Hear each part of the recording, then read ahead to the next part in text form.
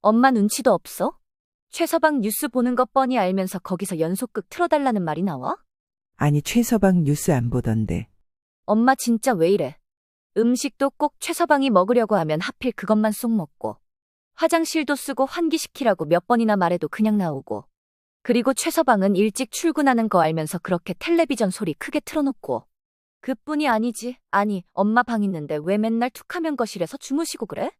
최서방이 소굿바람으로 나왔다가 몇 번이나 그냥 들어왔는지 알아? 엄마 때문에 최서방이 불편해하잖아. 오늘 들려드릴 사연은 한때 아무 걱정 없었던 병원 사모님에서 하루아침에 자식 집에서 쫓겨나 갈 곳 없는 김복순 씨의 사연입니다. 굵은 빗줄기가 쏟아지던 밤, 자식들에게 버림받은 사실의 눈물을 속으로 삼켜야만 했던 김복순 씨가 어떤 기막힌 복수에 성공했는지 오늘 들려드릴 텐데요.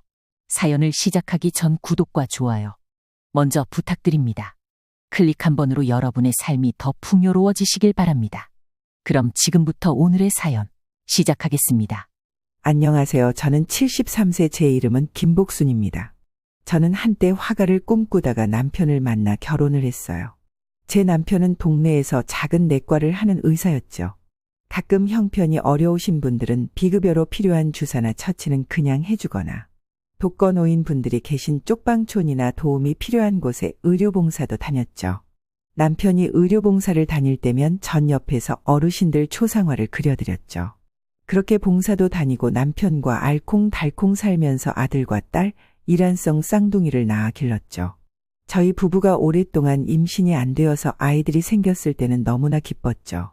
그렇게도 고대하던 아이들이 나왔을 땐 저희 부부는 아이들이 너무 사랑스러웠어요.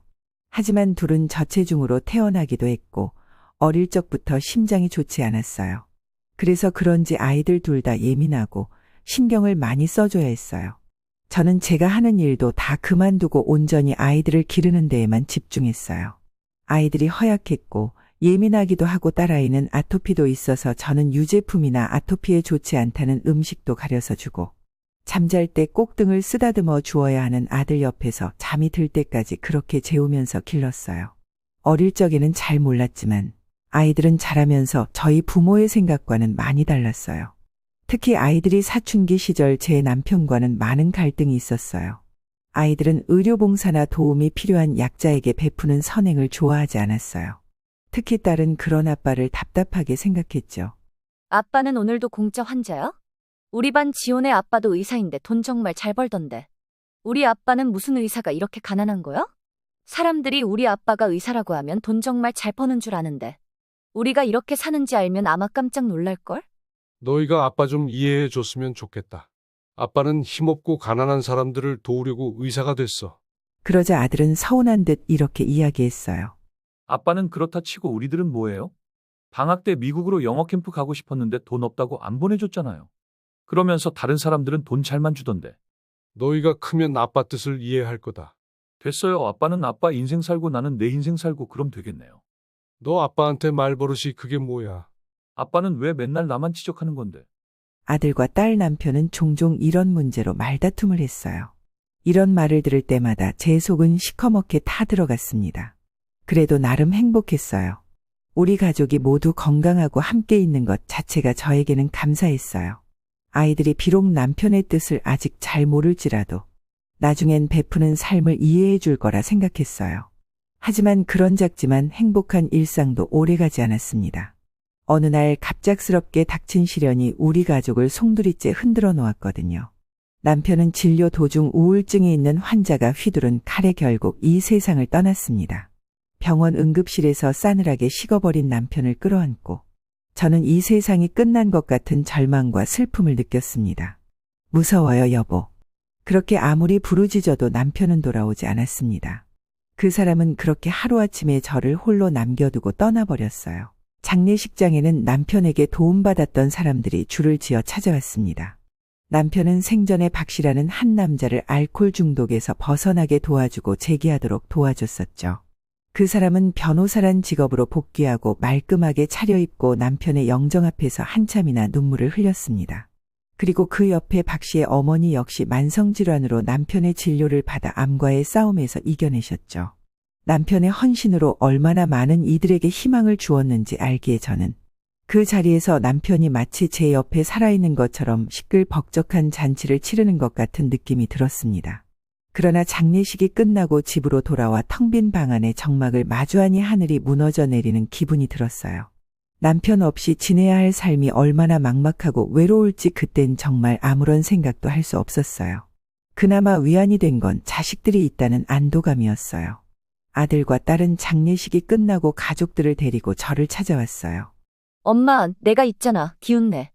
엄마, 아빠 대신 내가 엄마 더 챙길게. 그 말이 얼마나 고맙고 위로가 되었는지 몰라요.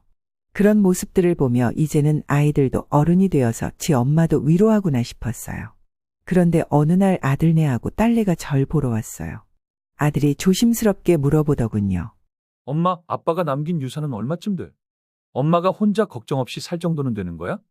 그 말을 듣고 잠시 멈칫했지만 그저 나에 대한 걱정이라 생각하고 별 생각 없이 대답했죠. 집도 있고 조금 모아놓은 저축도 좀 있어 걱정 마. 순간 딸의 눈빛도 미묘하게 변하는 걸 느꼈습니다. 그럼 병원 처분한 돈은? 그러자 아들 역시 병원 얼마에 넘겼어? 아들과 며느리도 나에게 답변을 기대하는 눈치로 내 눈치를 살폈어요. 그런데 그 순간 며느리가 뜻밖의 말을 꺼냈습니다. 어머님 병원 처분한 금액을 그냥 차라리 저희가 관리해드리면 어때요? 순간 제 귀를 의심했습니다. 제가 며느리의 말을 잘못 들은 건가 싶었어요. 그게 무슨 소리야? 딸인 내가 관리해야지. 웃기지 마. 내가 이렇게 멀쩡히 잘 살고 있는데 그걸 왜 너희가 관리해? 며느리는 당황하지도 않고 말했습니다. 어머님 자식이니까 아들이 관리하는 게 더 낫겠다 싶어서요. 그 돈 저희는 절대 건드리지 않아요. 엄마, 정말 맹세해. 나 믿고 나한테 맡겨봐. 그 말을 듣고 저는 큰 충격에 빠졌습니다. 아들과 며느리 그리고 딸에게서 이런 말을 듣게 될 줄은 정말 꿈에도 몰랐습니다. 오늘 재산 이야기 하려고 온 거니 며느리는 억울하다는 듯이 목소리를 높였습니다. 오해 좀 하지 마세요. 어머님을 도와드린다는 건데 왜 의심부터 하세요? 저는 더 이상 말을 잇지 못하고 자리에서 벌떡 일어나 방문을 닫아버렸고 며느리는 뭐가 틀어졌는지 간다는 말도 없이 집을 나섰더군요. 딸은 화가 난 며느리를 보고 적반하장이라며 길길이 날뛰었고 재산 건드리기만 해보라며 화를 내고 있었어요. 저는 이 모습을 보면서 아차 싶었지만 그래도 우리 애들인데 어차피 나 죽으면 다 지들 돈이 될 텐데 하면서 대수롭지 않게 넘겼습니다. 그런 일이 있고 나서 6개월이란 시간이 흘렀어요. 어느 날 아들이 술에 취해 저를 찾아왔어요. 술에 잔뜩 취해 몸도 못 가눌 만큼 흐느적거리면서 저에게 안겼어요. 이게 무슨 일이야? 너 무슨 일 있어? 그러자 아들은 정신이 번쩍 드는지 바로 무릎을 꿇었어요. 엄마, 나 어떡해? 나 좀 살려줘요. 회사 상무가 회사 공금을 가지고 도망갔는데 내가 그 사람한테 속아서 그 회사 공금을 이체해줬어. 그래서 내가 공범으로 몰려서 내가 다 뒤집어 쓰고 회사 잘릴지도 몰라. 회사 잘리는 것으로 모자라서 나 감옥 갈 수도 있어. 엄마, 나 어떡해? 내 손을 잡고 괴로워하는 아들을 향해서 저는 어떻게 해야 할지 몰랐어요. 얼마나 절박했으면 살려달라고 말을 할까. 저는 엄마로서 아들부터 살려야 된다는 생각에 아들에게 그 금액이 얼마인지 물었습니다. 3억이야. 저는 너무 큰 금액에 깜짝 놀랐습니다. 엄마, 일단 돈 좀 빌려줘. 비어있는 금액 막아놓아야 내가 공범으로 안 몰린다고. 경찰에 신고해서 그 금액 찾고 엄마한테 다시 갚을게. 내가 조금씩 그 금액 갚을게, 엄마. 엄마, 제발 나 너무 억울해서 그래. 내가 이대로 억울하게 도둑놈으로 몰리면 나 더 이상 살기 싫어. 나 그러면 정말 죽어버릴 거야. 엄마, 제발요, 저 한 번만 살려줘요. 꼭 갚을게, 응? 저는 제가 망설이는 게 오히려 죄책감 같이 느껴졌습니다. 그 말을 듣는 순간 이럴 때 남편이 있으면 얼마나 좋았을까 싶었습니다. 남편을 잃은 지 얼마 안 돼서 아들까지 잃는다면 정말 억장이 무너질 것만 같았습니다. 그깟 돈이 뭐라고 내 아들이 지금 돈 때문에 억울하게 도둑으로 몰렸다는데 안 내어줄 이유가 없었습니다. 엄마가 도와줄게. 저는 아들의 손을 잡고 말했습니다. 아들은 저에게 고맙다며 흐느껴 울었습니다. 저 역시 하염없이 뺨위로 흘러내리는 눈물을 어찌할 수 없었습니다. 저는 남편이 남겨준 돈이 딱 그 액수여서 이번만 아들을 도와주기로 하고 은행에 갔습니다. 그런데 저희 병원에 오랫동안 다니던 김 과장님이 반갑게 인사를 했습니다. 아니, 사모님 안녕하세요. 무슨 일 있으세요? 안색이 안 좋으신데. 저는 아들에게 일이 터져 돈을 붙여주기로 했다고 하면서 자초지종을 이야기했죠. 이야기하면서도 이게 무슨 주책인가 싶었어요. 아이고, 아드님께서 참 딱하게 되셨네요. 어서 잘 해결되길 바랄게요.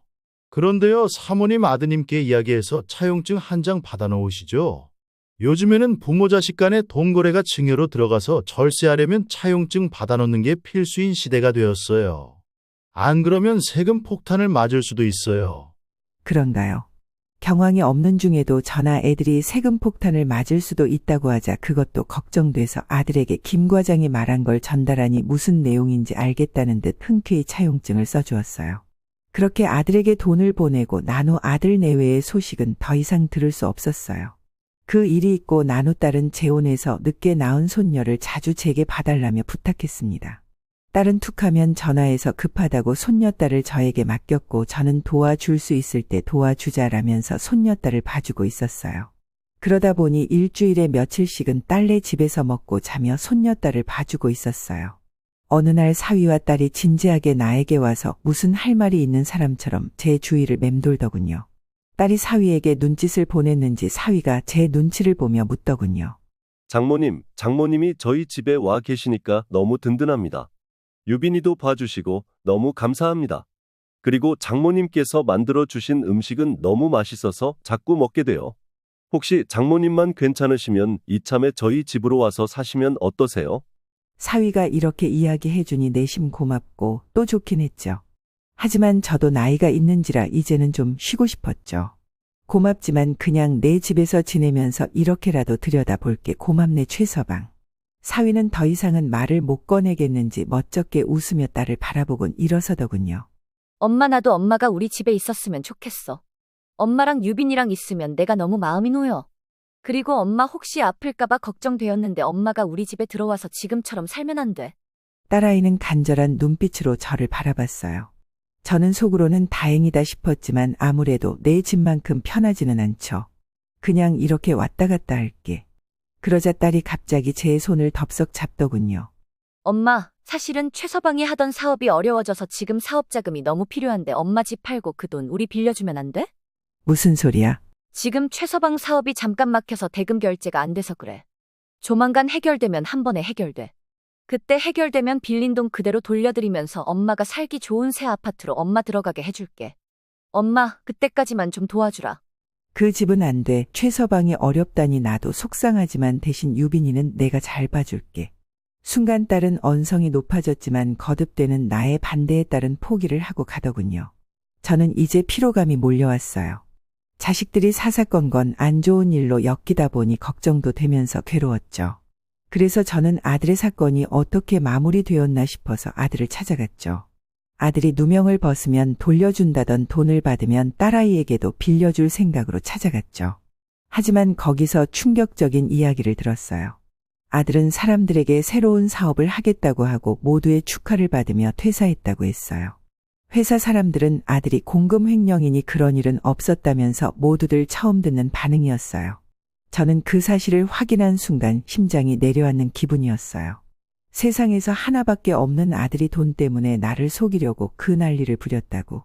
민우가 뭔가 말 못하는 사정이 있겠지 하면서 아들 집으로 찾아갔어요. 아들은 이미 이사간 상태였고 전화도 받지 않았죠. 저는 너무 화가 나기도 하면서 아들이 또한 걱정이 되었어요. 무엇인가 말 못할 사정이 있나 보다 하면서 손자가 다니던 학교를 기억해냈어요. 저는 그 다음날 당장 학교로 갔죠. 담임 선생님은 아들 내외가 사업차 미국으로 갔다고 했어요. 회사 사람들이 이야기한 시점과 손주가 학교를 떠난 날짜가 일치했어요. 연락이 닿지 않는 아들이 미우면서도 저는 꼭 사실을 확인하고 싶어서 딸에게 이야기했어요.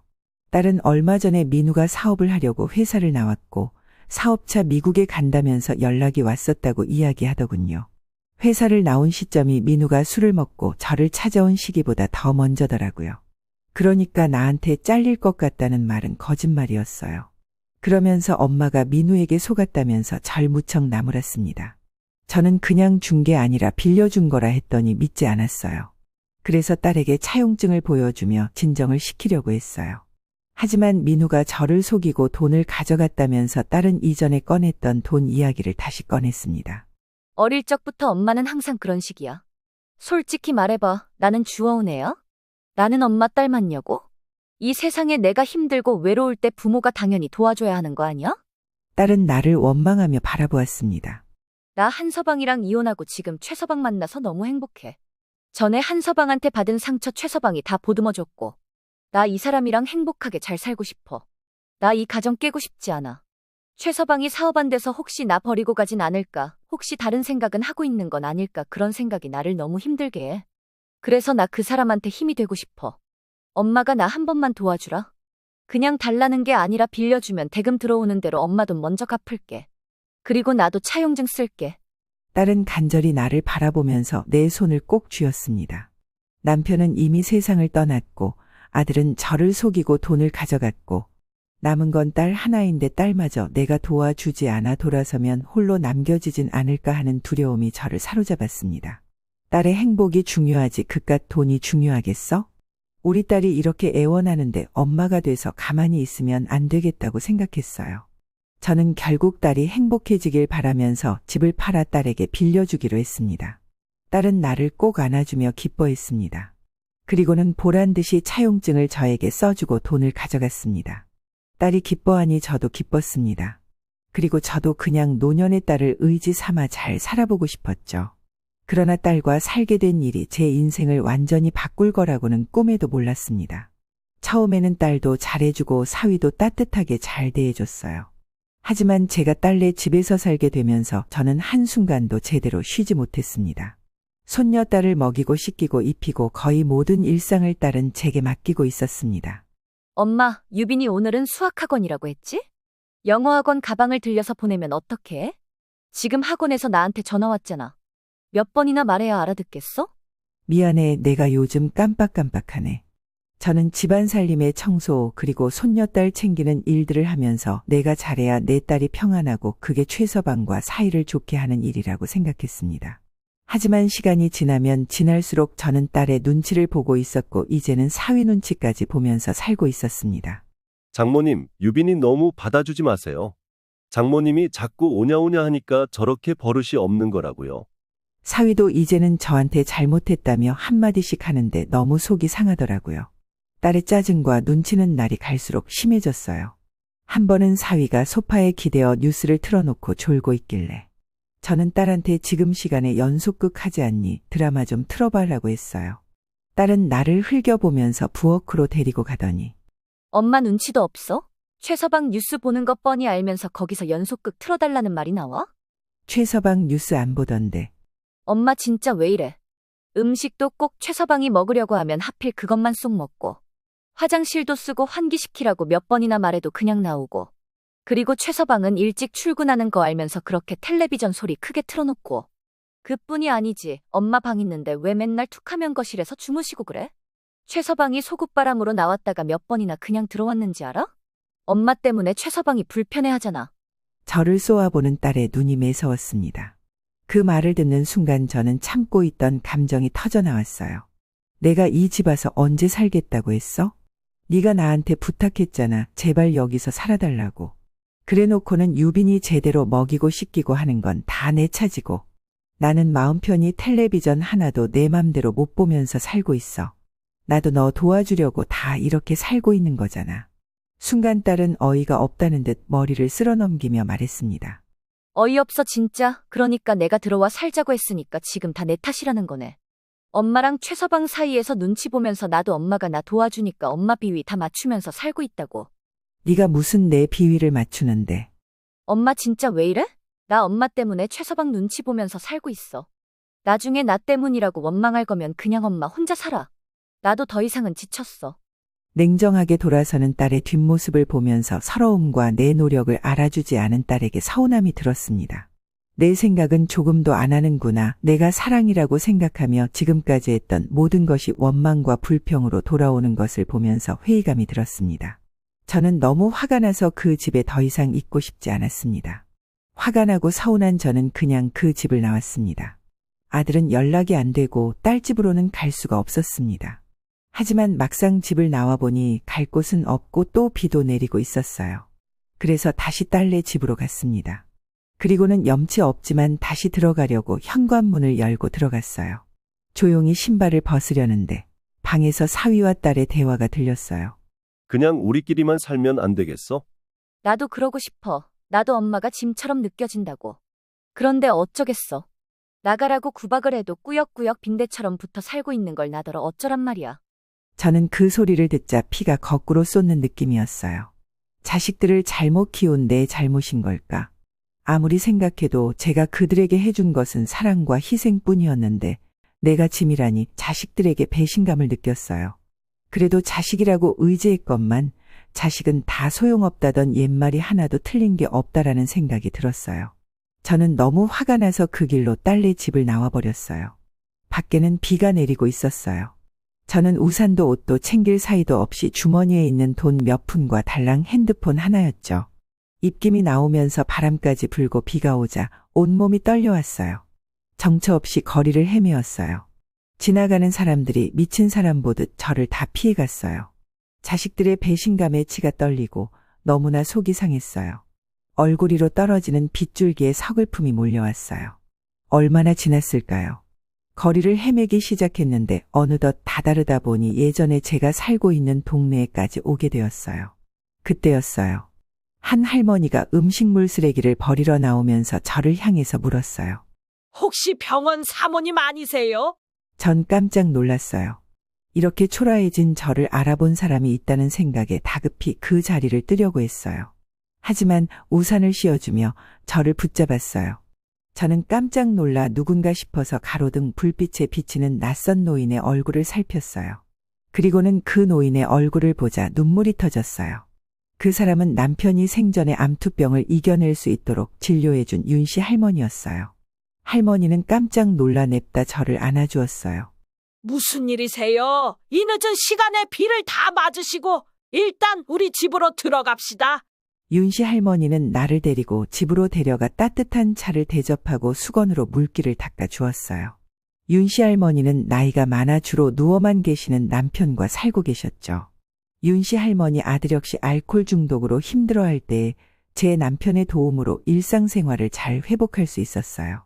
그렇게 남편이 생전에 애써준 덕분에 두 사람은 늘상 저희 부부에게 감사 인사를 하곤 했어요. 저는 윤씨 할머니를 보자 마치 오랜만에 만난 언니처럼 마음이 너무 편안했어요. 그간의 일들을 윤씨 할머니에게 털어놓자 할머니는 매우 화를 내며 안타까워했어요. 그러면서 저는 하룻밤을 할머니 댁에서 신세지게 되었고 그 다음날 아침 할머니 아들인 박 변호사가 절 찾아왔어요. 안녕하세요, 사모님. 어머니를 통해서 이야기 들었습니다. 사모님께서 얼마나 힘드셨을까라는 생각이 들면서 저 역시 너무 안타까웠어요. 돌아가신 선생님께서 때로는 형처럼, 아버지처럼 저를 잡아주셨기에 제가 살 수 있었죠. 선생님께 늘 은혜를 갚고 싶었는데 사모님을 뵈니 이제 제가 은혜를 갚을 때가 되었다고 생각해요. 그간의 일들을 저에게 자세하게 이야기해 주실 수 있으시겠어요? 저는 제가 집도 없이 거리를 헤매게 된 사연을 이야기했어요. 제 이야기를 들으면서 박 변호사는 처음에는 제가 살 수 있는 방 보증금을 지원하겠다고 했어요. 하지만 저는 이야기를 하다가 우연히 차용증 이야기를 하게 되었어요. 그때 박 변호사의 눈빛이 달라졌어요. 아이들이 차용증을 썼다고요? 그래야 절세 효과가 있다고 해서요. 박 변호사는 뭔가 실마리를 찾은 듯 저에게 이야기했어요. 아이들에게 사과받고 싶지 않으세요, 사모님? 전 뭔가 결심한 듯한 박 변호사의 얼굴을 보고 저 역시 아이들이 저에게 진심으로 사과하며 진정으로 부모의 사랑을 알아주길 바랬죠. 저도 그러고 싶어요.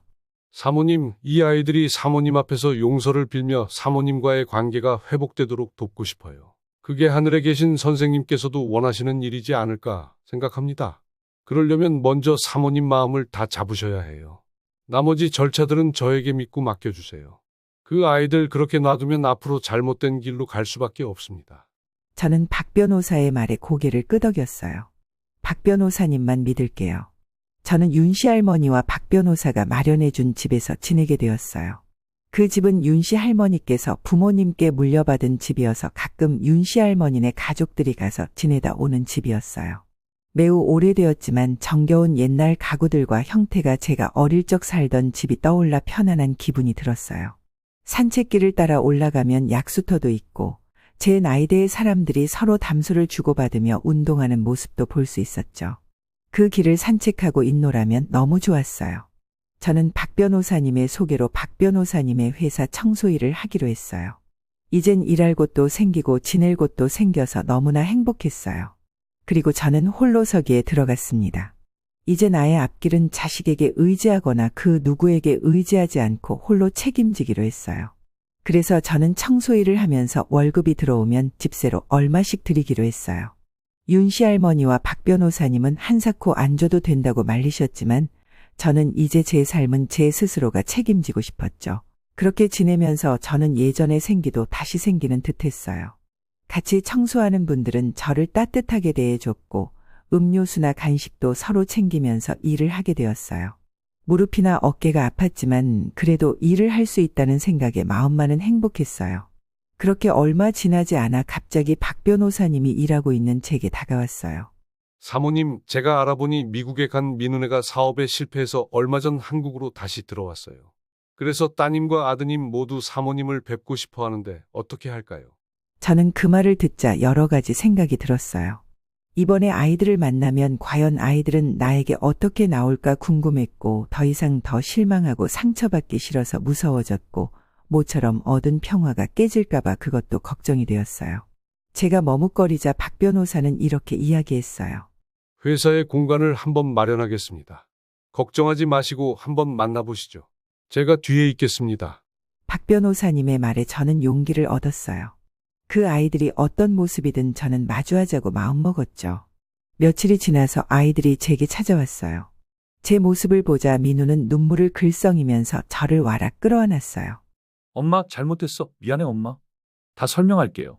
아들의 말에 나는 마음이 풀리기는커녕 오히려 더욱 완고해지고 있었죠. 미국에 갈 때도 한국에 왔을 때도 너는 연락 한 번 없었어. 그런데 그 말을 나더러 믿으라고. 그러자 아들은 놀란 얼굴을 하며 이렇게 이야기했어요. 엄마가 이렇게 됐을 줄 정말 몰랐어. 내가 알았다면 정말 모셔갔을 거야. 엄마, 내가 잘못했어. 정말 잘못했으니까 고소 취하해줘요. 앞으로 다시는 안 그럴게. 아들의 말에 딸도 거들며 이야기했어요. 엄마, 저도 잘못했어요. 다시는 안 그럴게요. 고소 취소하고 우리끼리 대화로 풀어요. 너도 똑같아. 전화 몇 번 하더니 아예 찾을 생각도 없고. 내가 너희들을 정말 잘 못 키운 듯 싶다. 너희들 어떻게 자식이 남보다 못할 수 있니? 저는 그간의 서러움과 외로움이 몰려왔어요. 엄마, 내가 잘못했어. 엄마 돈은 앞으로 조금씩 갚을게. 지금 당장 갚으라고 하면 그럼 우리 집 팔고 새 식구 길바닥에 나 앉아야 하는데. 엄마, 제가 잘못했어요. 한 번만 봐주세요. 딸과 아들은 저에게 용서를 빌었어요. 어째서 나와 아이들의 관계가 이 지경이 되었을까를 생각하며 눈물이 났어요. 제가 눈물을 보이지 않으려 돌아서자 아이들은 제 바짓가랭이를 붙들며 이야기했어요. 엄마, 잘못했어요. 제발 고소 취하해주세요. 엄마 돈 갚고 앞으로 엄마 잘 모실게, 응? 엄마 용서해주세요. 저는 마음을 독하게 먹었어요. 그로부터 몇 차례 아이들은 번갈아 가면서 용서를 빌러 저를 찾아왔어요.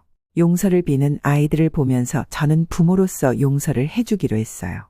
하지만 그냥 용서가 아닌 아이들의 잘못을 바로 잡아 더 이상 아이들이 저를 함부로 대하게 하지 못하게 하기로 결심했어요. 박 변호사님과 상의 끝에 아이들은 매달 일정 금액을 어머니께 상환하기로 합의서를 작성하였습니다. 그렇게 되고 나서 아이들은 그래도 매달 약속한 금액들을 갚아나가면서 손주들과 함께 제가 지내는 곳으로 저를 보러 오기도 해요. 그럴 때마다 집이 낡았다느니 냄새가 난다느니 하는 모습을 보면서 하늘에 있는 남편에게 종종 물어봅니다. 여보, 내가 잘하고 있는 게 맞나요? 오늘도 대답 없는 남편이지만 마치 하늘에서 잘하고 있다고 격려해 주는 것 같습니다. 지금까지 김복수님의 사연이었습니다. 오늘 사연을 나눠주신 김복수님의 행동이 어떠셨다고 생각이 드셨나요? 댓글에 여러분들의 생각을 나눠주세요. 그리고 사연이 마음에 드셨다면 구독과 좋아요를 눌러주세요. 다음에 더 좋은 사연으로 찾아뵐게요. 항상 여러분들의 건강과 행복을 기원하겠습니다. 감사합니다.